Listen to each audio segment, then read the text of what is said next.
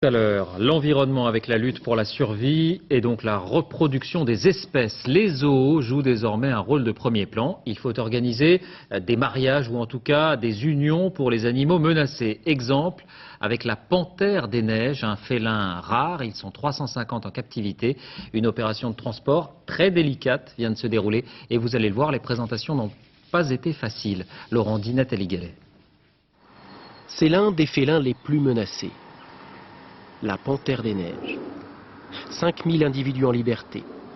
350 en captivité, dont ce couple qui vit au parc d'Ono. Aujourd'hui, une équipe d'un autre zoo est venue chercher l'un de leurs petits. Il ne s'agit pas d'une vente pour la jeune panthère, mais d'un transfert dans le cadre du programme européen d'élevage, le EP. Elle est sous notre responsabilité dans le cadre de son bien-être et de sa reproduction, mais elle appartient entre guillemets à l'EEP, c'est-à-dire au principe de la conservation de l'espèce. Aujourd'hui, plus question pour les zoos de capturer dans la nature des espèces menacées. Du coup, pour éviter la consanguinité, certains animaux doivent être déplacés. Tajmir, c'est son nom, a été préalablement isolé.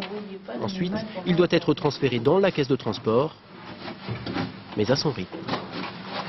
L'animal se sent bien une fois qu'il est dans la paille, et surtout les félins qui eux aiment bien se blottir dans des lieux confinés. L'animal est serein dans sa tête, il n'y a pas de problème, donc il n'y a pas besoin d'anesthésier l'animal. Un animal serein, la preuve, 400 km plus loin au zoo d'Amneville, difficile de faire entrer l'animal dans sa nouvelle cage. Malgré la présence d'une panthère femelle juste à côté, Tajmir va mettre près de 48 heures à sortir de sa caisse. Pas beaucoup plus pressé, ces tortues de Madagascar. Elles aussi sont en voie de disparition, elles aussi ont un coordinateur européen qui veille sur elles.